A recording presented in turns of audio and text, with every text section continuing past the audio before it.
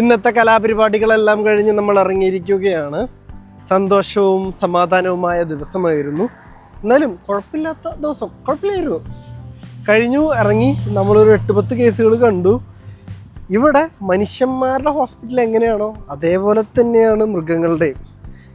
ഒക്കെയും ചെക്കൊക്കെ ചെയ്തിട്ടേ സർജറിയുള്ള പരിപാടി അങ്ങോട്ട് തുടങ്ങും. ഇപ്പോൾ ആദ്യം അനസ്തേഷ്യോളജിക്ക് ഏതെങ്കിലും ഒരു പേഷ്യൻറ്റ് പോയി കഴിഞ്ഞാൽ അനസ്തേഷ്യ അടിക്കുന്നതിന് മുന്നേ ഹാർട്ടിൻ്റെ ലെവലൊക്കെ അറിയണ്ട. അങ്ങനെ എല്ലാ ചെക്കിങ്ങും കഴിഞ്ഞിട്ടാണ് സർജറി കാര്യങ്ങളൊക്കെ. അതല്ലാതെ നേരെ വെട്ട് പരിപാടി അങ്ങനെയല്ല. ഇതൊക്കെ കാണുമ്പോഴാണ് നമ്മുടെ നാട്ടിൽ ഇതേപോലത്തെ ഒരു വാക്ക് പറഞ്ഞതിലൂടെ മൾട്ടി സ്പെഷ്യാലിറ്റി ഹോസ്പിറ്റൽ, അങ്ങനത്തെ ഒക്കെ ഹോസ്പിറ്റല് ചിലപ്പോൾ ഭാവിയിൽ ഞാൻ തന്നെ ഒരെണ്ണം തുടങ്ങുമായിരിക്കും. അങ്ങനെ തുടങ്ങുമ്പോൾ നിങ്ങളൊക്കെ ഒന്ന് സപ്പോർട്ട് ചെയ്യാൻ കേട്ടോ. ഇത് എത്ര ഡിപ്പാർട്ട്മെൻറ്റുകളാണ്.